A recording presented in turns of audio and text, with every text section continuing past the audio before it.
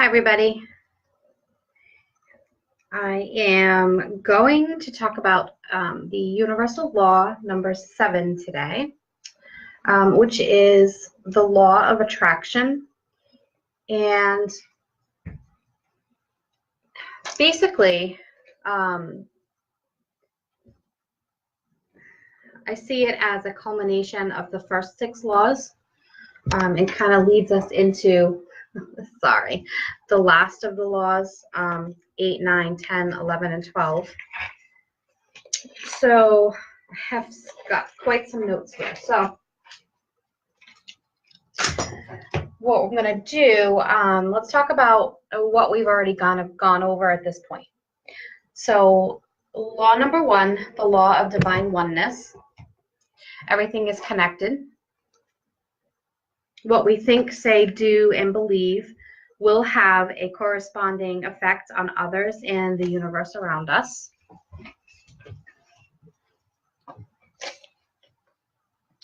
Law number 2, the law of vibration. Everything is energy. Everything vibrates at a certain energy vibration. Law number 3, which was the law of action. We have to engage in what we want. We have to be active in what we're trying to manifest. Nothing happens unless we put forth the effort. Law number 4, the law of correspondence, which is where we talked about shadow work. As above, so below. We see ourselves as we see others. I'm sorry, my writing is horrible. You're going to have to excuse me for just a second. As we see ourselves, we cannot see in others what we don't see in ourselves. My goodness, my brain is not working today. So what we dislike about someone is always present or was present in the past within us. Law number 5, the law of cause and effect. Each decision we make has an outcome. If you don't like the outcome, you've got to change the decision next time because you will be faced with it again. The situation may be a little bit different, but generally life is a repeat until we're all happy, okay, until it makes sense to us and until we can create the desired outcome, okay? So we have to understand that we can change any situation just by making a different decision. Law number 6, the law of compensation. You will be repaid for good deeds, and these are the visible effects for our good deeds. The things that are tangible. Sometimes this is money. Sometimes this is, inheritance, friendships, relationships. So the good things that we do always come back to us. So, and that kind of brings us to law number 7, which is the law of attraction. And the law of attraction demonstrates how we create the things, which is the compensation, the things, events, and people that come into our lives. Our thoughts, our feelings, our words, and our actions produce the energies, which is our vibrations, which attracts like energies or like vibration. Negative attracts negative, positive attracts positive. So essentially, when you look at this and you break it down, you want to be treating people how you want to be treated. I think we talked about this a little bit last video. You can't get respect if you don't show respect. So if you want people to respect you, then you have to respect yourself. We are all one. We're all connected. So why are we treating anyone badly? If you don't want to talk about yourself badly, but we all do it. We're our own worst critics, without a doubt. This is Zoe. she's a little upset with me, so you might have to see her little face every now and then.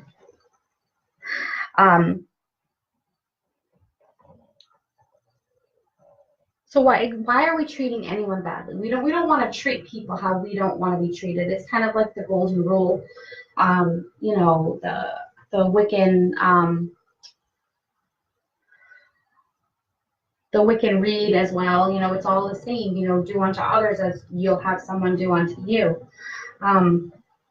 When we're talking about our intuition, you know, we just did this homework. Tracy's actually in the process of revealing the homework now. And when we're talking about intuition, or intuition is kind of like that, your gut feel, like that first, you know, impression. And there is good and there is bad in everybody. No one is perfect. Absolutely no one is perfect.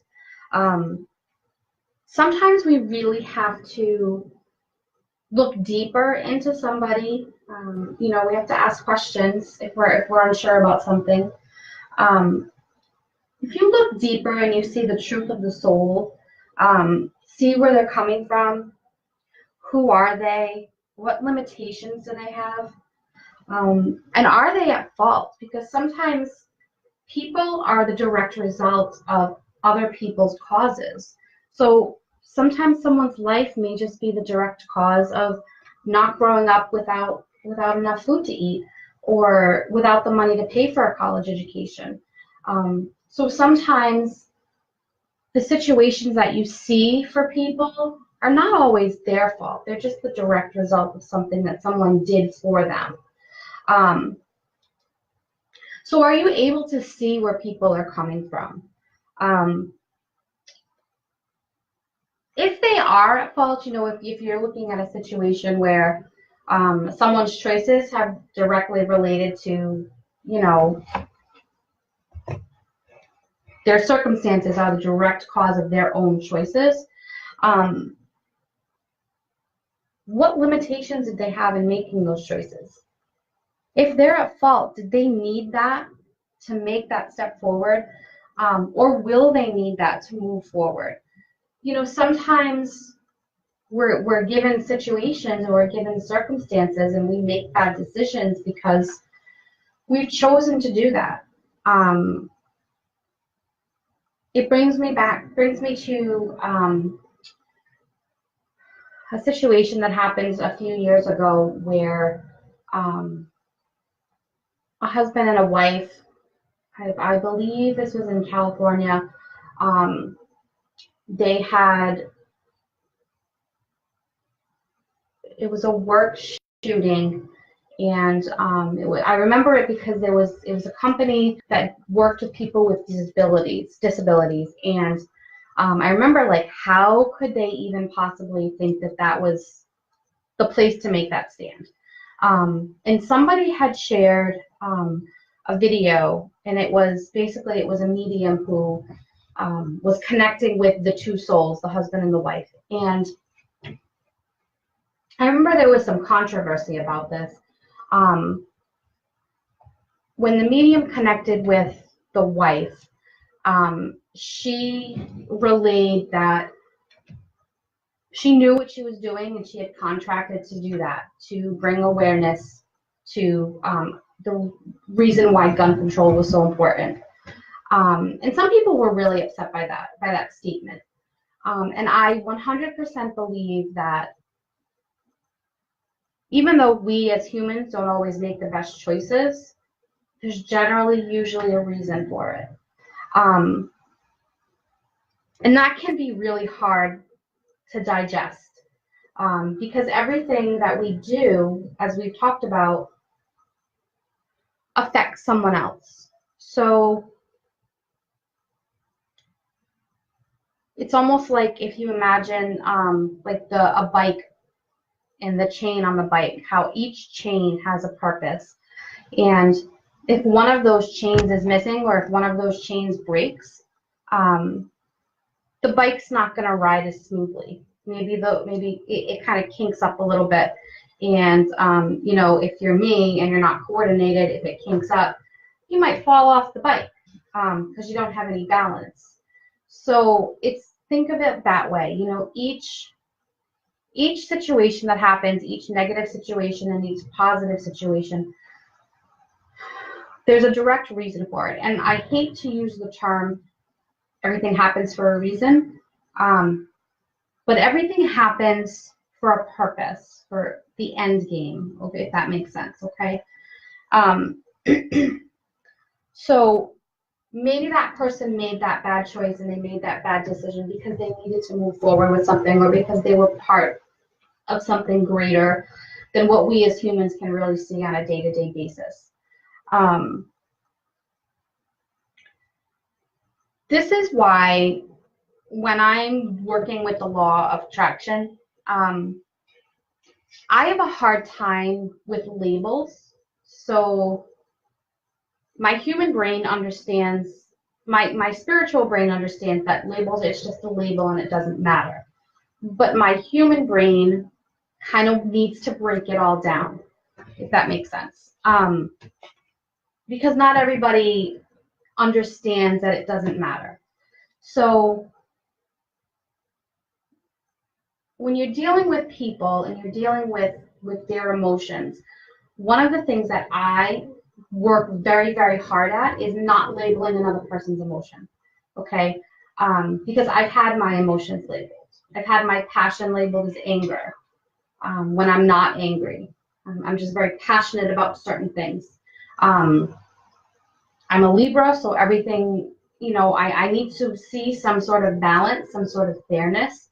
And if I don't see that, I get very passionate about it, and I have to work, I have to fight for it, you know, to be balanced and to be fair. So really with the law of attraction, as this kind of comes together, you want to be careful that you're not saying to someone, well, you're saying that out of hatred, you're saying that out of anger, and maybe they're not. Maybe that's just their experience.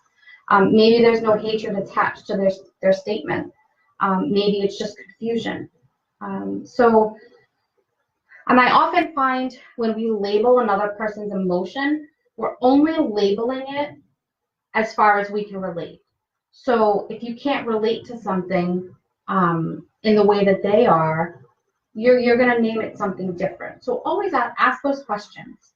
You know, sometimes even love can be confused because the emotion of love can sometimes be confused with obsession. And so someone may be saying, oh, I love you, I love you, I love you. Maybe they're just kind of obsessed with the idea of you or the idea of the situation, okay? So that's just to give you an example of sort of how you want to ask questions about people's emotions when they're making a statement about them. You don't want to assign them an emotion. You don't want to assign them a specific quality, if that makes sense, okay? So as far as the law of attraction, we are all entitled to our opinions. Give your opinion and step away from the situation. Our opinions are important because our opinions make us who we are. They give us our identity. They're kind of how we relate to our surroundings and the people that are around us. You know, your opinions matter. Your intuition matters. But they only matter to you, okay? Your opinion doesn't matter to anyone else. Your opinion, your intuitions do not matter to anyone else. What you think you know does not matter to anyone else. None of this matters to anyone but you. Okay, which is important to have convictions, it's important to have opinions, and it's important to voice those opinions. But just know that it doesn't matter. Your opinion doesn't matter in the grand scheme of things to other people. All that matters is that you have them, and that's what creates your identity. You want to share your opinions, you want to share your intuitions, but you need to really back away from the outcome of that. Okay, you've said your piece. You know, you've made your point known. You're probably not going to change the other person's mind, but you've planted the seeds for them to sort of sow as they feel they need to. Okay.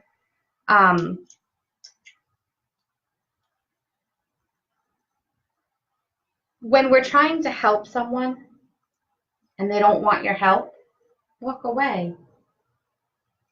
You can't help someone who doesn't want to be helped. They have to do that for themselves. You can't change someone's opinion. They have to do that for themselves. The human experience, yes. It's the human, it is the human experience. What's important is you. You know? You want to accept other people for who they are. Now, that does not mean that you don't need to cut cords or you don't need to set boundaries with people because you need to keep yourself safe, right? You can accept someone for who they are and not try to change them and just kind of accept it. You've planted the seeds, you've given your opinion. Maybe you've pointed out where decisions that they've made have kind of gone wrong for them, but you're not going to change them. So now you have to set boundaries and you need to walk away. You need to keep yourself safe. You need your sanity because their problems are not always your problems. Now that's a different situation if it's a family problem and the family unit needs help and the family unit is dealing with something together. That's a different situation. Okay, so I don't want that to get confused. Okay. One of the things that often happens, as we all know, I'm a very opinionated person. We really need to avoid trying to make someone see something your own way. Okay? They're not going to because they don't have your experiences. All right? They don't have your perception. They don't have your filter. They're not you. So, and I see and I hear this a lot, you know, like you're not seeing it my way. You're not understanding where I'm coming from. And we can all empathize with someone and we can all kind of put ourselves in their shoes, but we're never going to see exactly how they see, okay, because our own experiences are sort of mixed in there, okay? So you want to just continue, you know, be yourself. Offer yourself, offer your opinions, offer your experience, offer your expertise, but avoid telling someone what to do. And I think we talked about this in the first video that we did. Avoid telling someone that they have to do something a certain way because there's more than one way to accomplish something. Offer your experience. Give them the flexibility to make their own decisions, to make their own choices so that they can see the direct result of their actions. Okay? If you don't understand something, you want to ask, you don't want to assume. You don't want to assume the who, the what, the when, the where, or the why. Because when you're assuming you know the answer to something, you're working from your shadow, okay? That's your shadow coming through, or you're seeing their shadow. And they might not be ready to see that shadow. So if they're not ready for it, you give a little bit of the information, or you take it and you see, well, you know, they're coming from their shadow. You don't want to assume, you know, why they're responding a certain way. You can ask questions. Ask questions. Ask questions. Why are you saying that? Why are you doing that? What can I do to help the situation?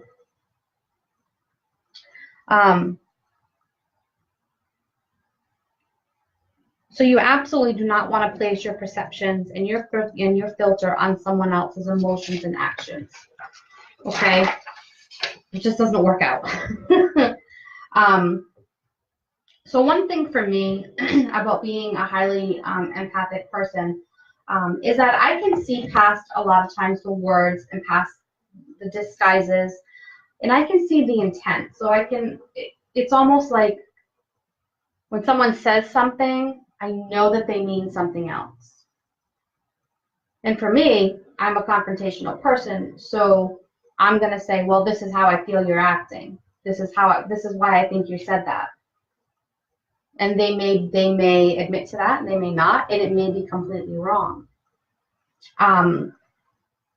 Which kind of leads me to where I talked about the homework. The homework was really hard for me. The one where we went through and we picked who, if everybody was good or bad. That was really, really difficult for me. It's complicated, is I think a good way to state this. You know, there's always a reason for bad actions. That reasoning may not be something that you subscribe to or that you agree with. And you don't have to be aligned with that person or situation. That's totally your choice. But you can change your decision to make a better outcome for yourself. And don't ever forget that we all have free will, okay? So if you meet someone and your first initial reaction, and this has happened for me many times in my life, where I've met someone and I'm like, ooh, I don't like that person. Something about that person. Something's not right.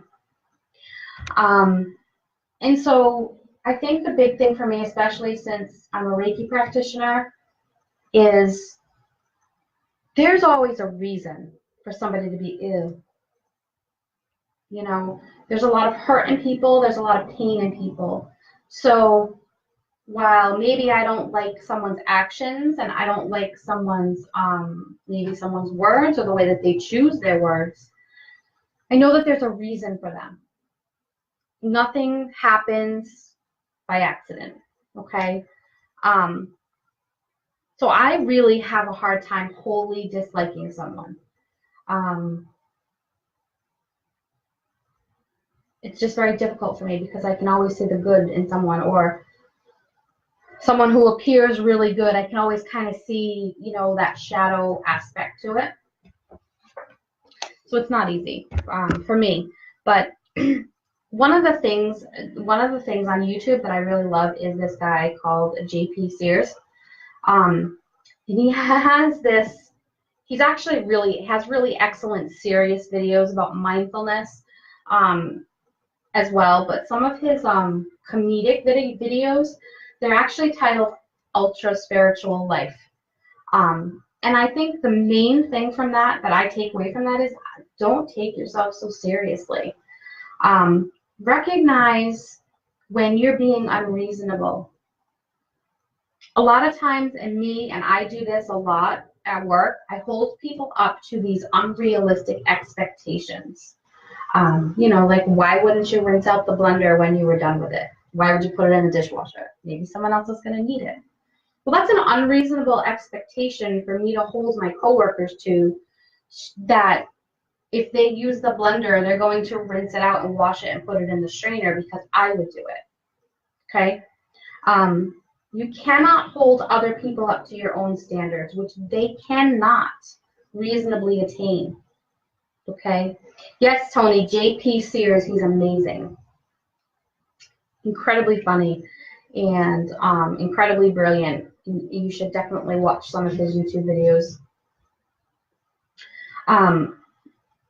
They're not you, you know, so where you're holding people up to your unreasonable standards of expectations of spirituality, of political stance, of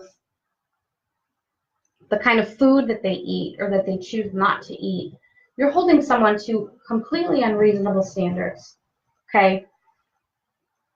So why would you do that? Just because you do it for yourself doesn't mean other people have to do it. I'm not a vegetarian. I love my meat. But that doesn't mean the person who's a vegetarian is wrong or the person who's a vegan is wrong. Those are their own standards. And it doesn't mean that because I eat meat that I'm wrong. Because the vegan or the vegetarian standards are their own, and what right do they have to hold me to them? Because I'm not them, I'm a different person. Okay? So when we're kind of talking about the first 6 laws and we're rolling them kind of all into this Law number 7, which is the law of attraction. When we can really release everything, we are able to be the universal law of attraction. Okay? And that's what kind of all of this rambling is. Okay? When we see ourselves in every person around us, which is law number 1. When we recognize that we all vibrate differently, but we are all still the same energy, which is law number 2. When we engage in the change we want to see and we are active, that is law number 3. When we can see our shadow and work with it and recognize when we need to tone it down or when we need to pull it out, as above and so below, we're able to align with our higher self. And I want to just make this very clear. Your shadow is not bad. There is nothing bad about your shadow. Your shadow is your protection. Your shadow is your defense mechanism. And sometimes you need to pull that out and you need to lean on that in order to get through a situation. There's a big difference between pulling from your shadow and being fully in your shadow or fully opposite your shadow. Okay? You want to incorporate that because that's what makes you you. That's what makes you whole. Okay, and recognizing that sometimes you don't do perfect things because you need to work from your shadow occasionally. Okay, my shadow is my I don't care about anything, and my real persona is why wouldn't you rinse out the blender? Okay, that's what I project. I don't project my shadow. I project what I want people to be, which is not reasonable because they're not me. Okay. Number 5, when we release all of these expectations on other people that we hold for ourselves, we will see much sooner when our actions have directly come to fruition. We're the cause for our suffering, and we can see it quicker and we can rectify it. Number 6, we see the blessings that come to us from our good deeds almost immediately because we see everything as a blessing. Okay? And that brings us right to the law of attraction, like attracts like. So you don't want to be treating other people how you don't want to be treated. Like attracts like. Treat people how you want to be treated. Respect people when you want to be respected. State your opinion and just walk away. It's okay to do that. State your opinion and walk away. It's actually so freeing. Because it's your opinion, you have it for a reason, so why shouldn't you state it? You don't need to fight over it, and that's really the main thing. You don't need to fight over it. You don't need to defend your opinion. You can try to explain it. There's a difference between trying to explain something to someone or giving them the reasons why and being in defense, or being defensive. Okay, does that make sense?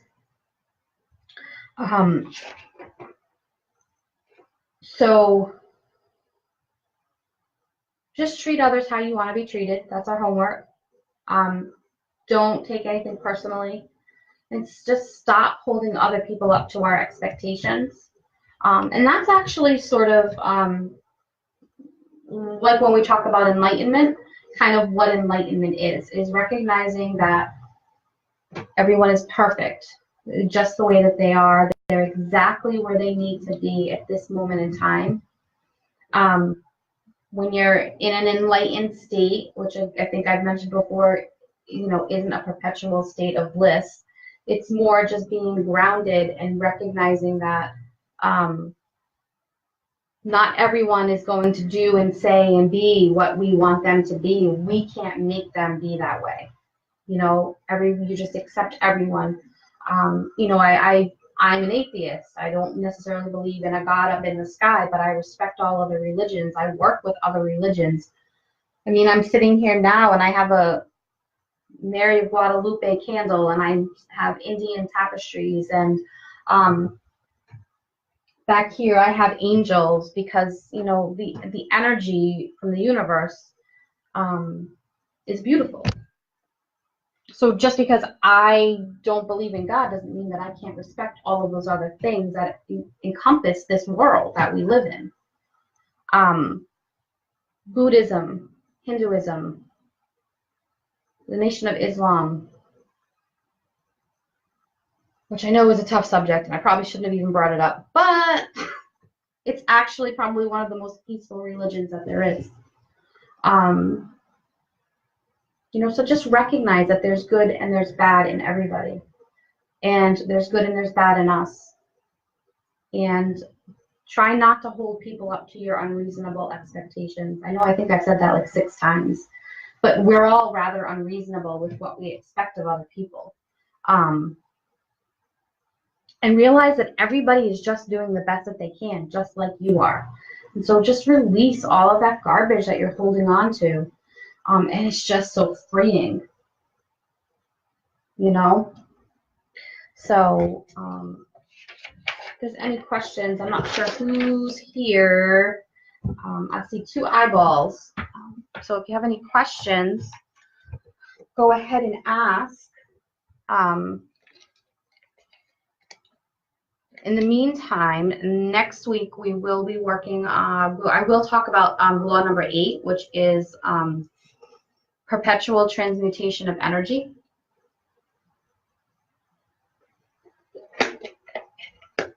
And then I think after that, it's like the law of relativity, the law of polarity, and then the law of gender, which kind of helps to round everything out. But those are last because I think a lot of this other stuff helps those make sense.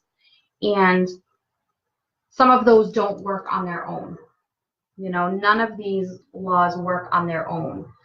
It's not, this is how it works, and you just do that and it's fine. There's a lot of other things that come into play, which is kind of why I rolled the first 6 into this one as well, because so many other things relate to this. The law, once we finish covering them all, you'll hopefully will see that nothing works without something else. Okay. So yes, go on YouTube and Google J.P. Sears. The Ultra Spiritual Life. He's phenomenal. He's hysterical. And some of his other videos, like I said, there's one about mindfulness, which I think I shared a few weeks ago, which is really good. It talks about being mindful of everything throughout the day, kind of helps you feel a little bit more fulfilled at the end of the day. Instead of walking by a piece of trash on the floor and just picking it up and not thinking about it, picking up that piece of trash and putting it in the trash bin and recognizing I'm picking up this piece of trash and I'm putting it in the trash bin. So everything that you do when you're practicing mindfulness really should have a purpose. It's my little cone head. So, all right, ladies. All we need is love. Yes, all we need is love. That is one of my favorite Beatles songs. All right, ladies and gentlemen, if there's any gentlemen here, I will catch up with you next week.